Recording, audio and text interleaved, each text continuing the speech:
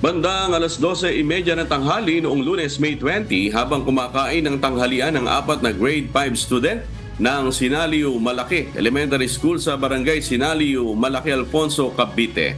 Aksidenteng gumuho ang inuupuan nilang concrete chair. Ngunit dumiretso ang gumuhong upuan patungo sa septic tank dahilan upang ma-stuck ang mga ito sa ilalim ng tuyong Poso Negro. Kagad namang sinaklolohan ng mga ito ng Alfonso Rescue. Nadala sa ospital ang 4 na biktima, ngunit ang isang estudyante na kinilala sa alias na Crisel ang idineklarang dead on arrival. Patuloy naman ang isinasagawang investigasyon ng mga otoridad habang nagkansela muna ng klase ang pamunuan ng Sinaliu Malaki Elementary School.